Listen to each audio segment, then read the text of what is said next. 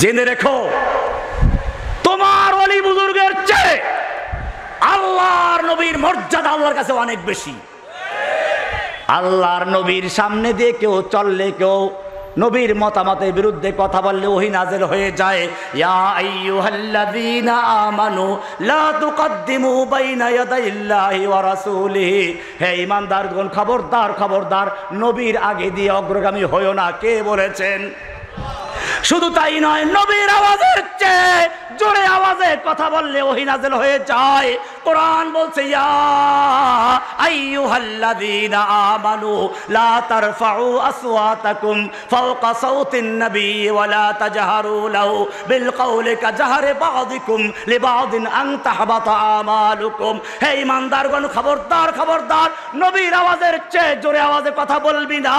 এমনটা যদি করো আন তাহবাতা আমালুকুম, তোদের জীবনের সমস্ত নামাজ, রোজা, হজ, যাকাত, ইবাদত, তাসবিহ, তাহলিল, জিহাদ সব কিছু বরবাদ হয়ে যাবে। নবীর আওয়াজের চেয়ে জোরে কথা বললে কি হয়ে যাবে? সব বরবাদ হয়ে যাবে। কে বলেছেন? শুধু এ পর্যন্তই নয়, নবী রাতের বেলায় তাহাজ্জুদ পড়ছেন, পা ফুলে যাচ্ছে, আল্লাহর পক্ষ থেকে ওহী নাযিল হয়ে যাচ্ছে ইয়া আইয়ুহাল মুযাম্মিল কুমিল লাইলা ইল্লা কালিলা নিসফাহু আও ইনকুস মিনহু কালিলা আও জিদ আলাইহি ওয়া রাত্তিলিল কুরআনা তারতিলা। হে নবী, আপনি রাতের বেলায় ইবাদত করছেন, পা ফুলে যাচ্ছে, আপনি কিছুক্ষণ ঘুমান, অর্ধেক রাত্র বা তার চেয়ে একটু কম বা তার চেয়ে একটু বেশি, আপনি যেরকম সারা রাত্র ইবাদত করলে খুশি হন, আমি আল্লাহ আপনাকে ঘুমান্ত দেখলে খুশি হয়ে যাই। জোরে বলুন সুবহানাল্লাহ। কি মোহাব্বত নবীর সঙ্গে, কি মোহাব্বত নবীর সঙ্গে। আমি জিজ্ঞেস করতে চাই, এই নবীকে যখন তায়েফের ময়দানে পাথর মারা হচ্ছিল, আল্লাহ দেখতে পাচ্ছিলেন কিনা? এই নবীকে উদ্দেশ্য করে যখন উহুদের ময়দানে লোহার টুপির উপরে সজোরে আঘাত করা হলো, লোহার টুপিটা ভেঙ্গে আল্লাহর নবীর গালে আঘাত করে দাঁত দুইটা পড়ে গেছে, লোহাটা ভেঙ্গে দাঁতের মধ্যে রয়ে গেছে। একটু দাঁতে ব্যথা হইলে কি কষ্ট পাও? আল্লাহর নবীর দাঁত ভেঙ্গে লোহা ঢুকে পড়েছে, আল্লাহ দেখতে পাচ্ছিলেন কিনা? আল্লাহর ফিরাবার ক্ষমতা ছিল কিনা? ফিরিয়েছিলেন? কেন ফিরান নাই? ভালো করে বুঝুন, কেন ফিরান নাই? যাতে করে কোনো ব্যক্তি বুঝতে না, বলতে না পারে আমাদের ময়দানে যাওয়ার কোনো প্রয়োজন নেই, আমাদের যুদ্ধ করার দরকার নেই, আমাদের ফুদিলি ইসলাম কায়েম হয়ে যাবে, আমাদের বুজুর্গ তাকালে চেহারা দিয়ে ইসলাম কায়েম করে ফেলবেন। এইরকম বিষয় যাতে কেউ বলতে না পারে, সেজন্য আল্লাহ রাব্বুল আলামিন তার নবীকে তায়েফে মার খাইয়েছেন। আল্লাহর নবীকে 3 বছর পর্যন্ত কারাবন্দী হতে হয়েছে। আল্লাহর নবীকে উহুদের ময়দানে দান শহীদ করতে হয়েছে। কিয়ামত পর্যন্ত সমস্ত মানুষের জন্য আদর্শ স্থাপন করেছেন। আল্লাহ পরিষ্কার বলেছেন, আম হাসিবতুম তাদখুলুল জান্নাতা ওয়ালাম্মা ইয়াতিকুম মাসালুল লাযিনা খালাউ মিন ক্বাবলিকুম মাসাতহুমুল বাসাউ ওয়াদ-দাররাউ ওয়া যুলজিলু হাত্তা ইয়াকুলার রাসূল ওয়াল্লাযিনা আমানু মাআহু মাতা নাসরুল্লাহ। আল্লাহ বলছেন, কে বলছেন? কি বলছেন শোনো, আম হাসিবতুম আন তাদখুলুল জান্নাহ, তোমরা কি মনে করেছো এমনি জান্নাতে প্রবেশ করে যাবে, জান্নাতে ঢুকে যাবে?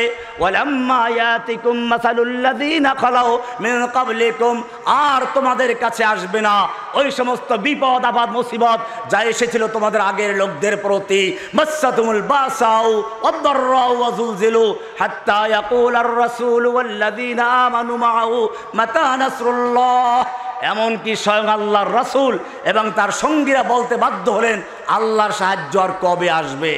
এই পরিস্থিতি আজকে চতুর্দিক থেকে আসছে।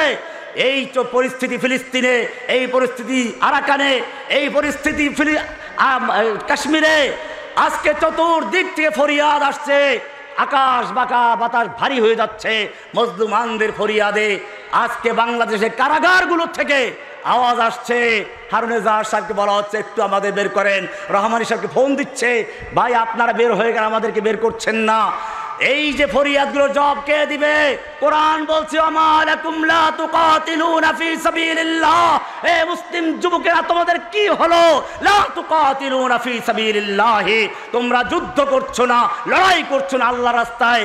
ওই সমস্ত নির্যাতিত নিপীড়িত নারীদের জন্য, অসহায় পুরুষদের জন্য, শিশুদের জন্য, المستضعفين من الرجال والنساء والولدان الذين يقولون, যারা আল্লাহর কাছে ফরিয়াদ করে বলছে রব্বানা আখরিজনা মিন হাযিহিল ক্বরিয়াতিজ যালিমি আহলুহা, ও রব্বুল আলামিন তুমি আমাদেরকে জালিম অধ্যুষিত জনপদ থেকে রক্ষা করো, জালিমদের হাত থেকে বাঁচাও।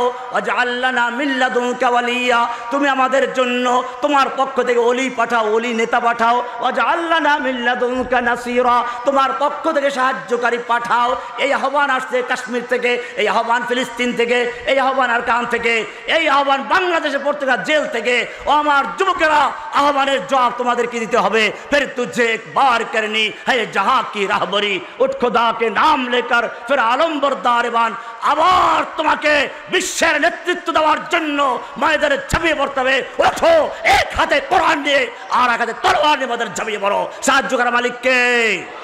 तुम दिए बाद मुखालिफ से न घबरायो क़ौम, तुम दिए बाद मुखालिफ से न घबरायो क़ौम, ये तो चलती है तुझे ऊंचा उड़ाने के लिए। হে ঊর্ধ্ব গগনের বাস পাখি সমতুল্য যুবকেরা, তোমরা ঝড়ো হাওয়া দেখে ভয় করো না। এই ঝড়ো হাওয়ার তালে তালে পাখি যেমন আকাশে উঠতে থাকে, ঠিক তোমাকেও সকল বাধা বিপত্তি অত্যাচার জুলুম নির্যাতনের মোকাবেলা করে আল্লাহর দিনের পথে এগিয়ে যেতে হবে। সাহায্য করবে কে?